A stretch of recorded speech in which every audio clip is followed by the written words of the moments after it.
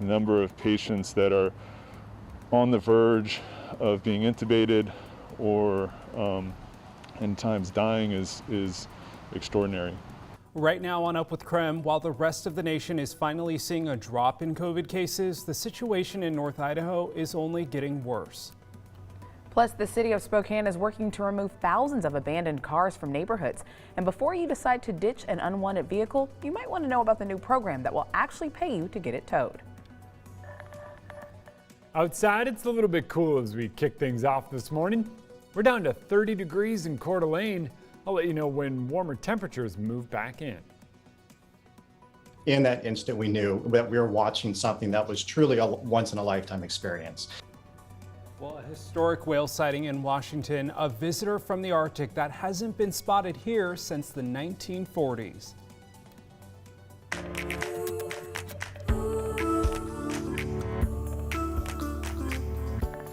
Up with KREM begins now. Well, hi there. Good morning. Thanks so much for joining us here on Up with KREM on this Friday Eve. I'm Tim Pham. And I'm Channing Curtis. Well, multiple state workers in Spokane are suing Washington Governor Jay Inslee over his vaccine mandate. Now, the state, 19 state workers filed the lawsuit in Spokane County this week.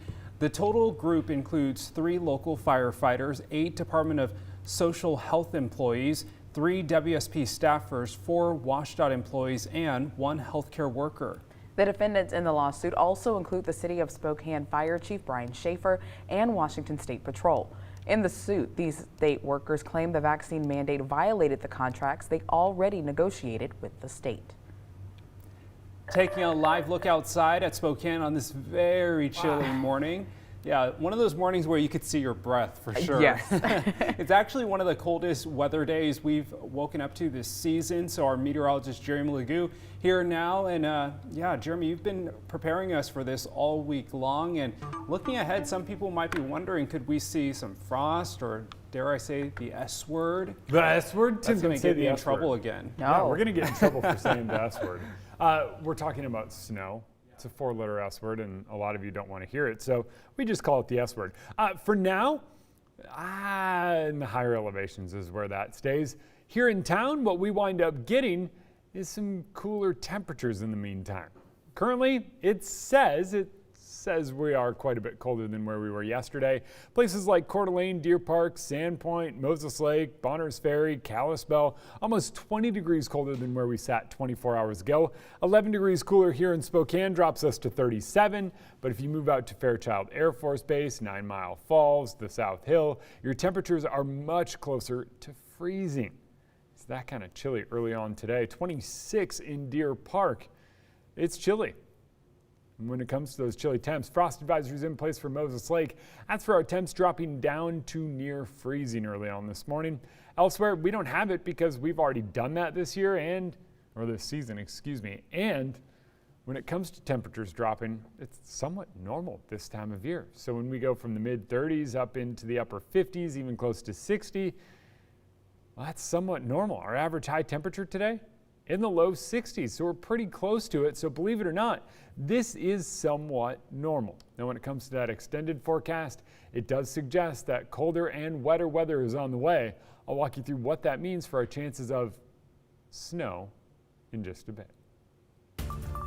A North Idaho midwife accused of causing a baby to die during an at-home birth will be in court today. 64-year-old Denise Midstruck will likely enter a plea today in front of a judge. So right now she is charged with involuntary manslaughter, and if convicted, she could be sentenced up to life in prison. So here's what we know about the case so far. The woman is the owner of Ponderay Midwifery Services in Sandpoint. Court documents show back in January she delivered a baby who died hours later from intrauterine pneumonia. Earlier this year, a coroner's jury found the manner of the baby's death was an accident, but that the midwife acted with negligence. They cited several problems, including inducing labor before 39 weeks and a failure to provide resuscitative care. She's also under an administrative investigation regarding her standard of care, and she has refused to surrender her midwifery license. So people all over Spokane have been complaining about this one, and they're asking the city to do something about the amount of abandoned cars there are in neighborhoods. Yeah, it is very frustrating when you encounter them for sure. Nicole Hernandez joining us now live to explain how the city is working to get through all of these reports. Nicole, tell us about what you found out. Yeah, so abandoned cars are definitely an issue in a lot of neighborhoods. This one right here is in my neighborhood, on my street here, and neighbors around here say this car has actually been sitting here abandoned for over a year. So that the people that owned it moved out, they left their car, and now it's just been sitting here for quite some time. So if you're in a situation similar to this, here's what you can do. You can pull out your phone, you can dial 311, that will get you to the city, and you can actually file a report.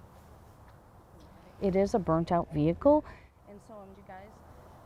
So the city of Spokane has been trying to get caught up on the abandoned vehicle reports they have stacked up. Spokane police spent 3 weeks helping parking enforcement respond to reports. With the police help, they knocked out 700 reports, almost half of what they had stacked up, but they are always getting more cases. In the same time frame, we also got a lot more complaints submitted. So I would say that that the volume is consistent. Resources are still a challenge. So if you have an abandoned car in your neighborhood, here's what you need to do. Either call 311 like I showed you, or use the My Spokane app. Give as much detail in the report as you can. It will help enforcement do their job, and then parking enforcement will come out and put a warning on the car. After a few warnings and tickets, if the owners don't move the car, they will start the towing process. The whole process, though, can take a while because of how many reports the city gets.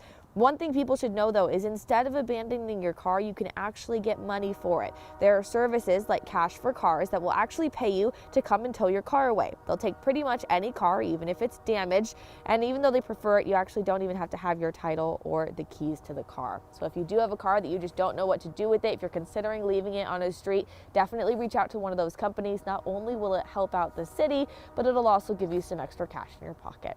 Live in Spokane, I'm Nicole Hernandez. At 7:37, it's time for your morning rush. More news in less time. First up, more than 2,200 unvaccinated Kaiser Permanente employees are now suspended nationwide. Now, the healthcare company has put those employees on unpaid leave. They now have until December 1st to get vaccinated, or they could lose their jobs permanently. Kaiser Permanente has several offices throughout the inland Northwest. Right now, their overall vaccination rate is 92%. While the rest of the nation is finally seeing a decrease in new COVID cases, North Idaho is dealing with the opposite. Kootenai health leaders say they are admitting 10 to 20 new COVID patients every day. As of last night, they had 150 COVID patients in the hospital. Staff members say they are frustrated due to the vaccine being both readily available and effective. Idaho's vaccinated rate is among the worst in the nation. Even if you make it out of the hospital and go home, what we're seeing is a lot of people are going to have chronic lung disease. Many of them will need lung transplants. Their lives have changed.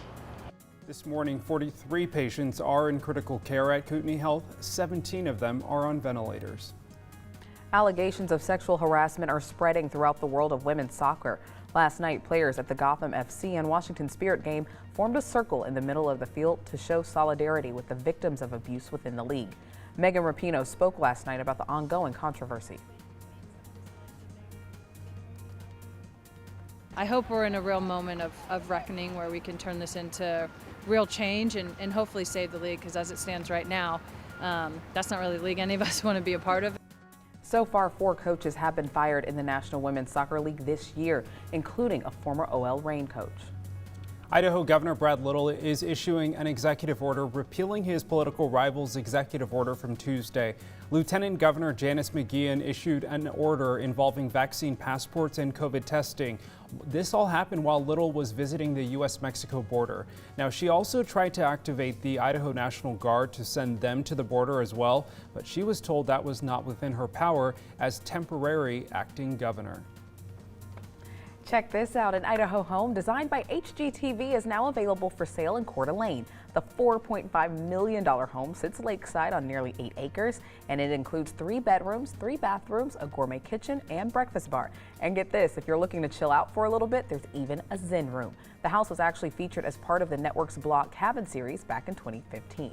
That's your Morning Rush. More news in less time. Let us know what's happening in your neighborhood by using the hashtag #UpWithKrem on social media.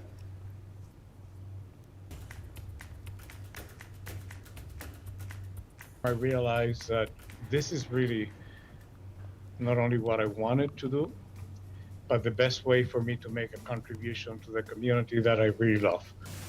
It's been less than 24 hours since Dr. Frank Velasquez was officially named Spokane County's health officer.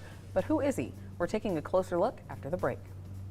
And this morning we are joined by an organizer from Spokane Pride, why they are saying it's an event unlike any other in Spokane this weekend.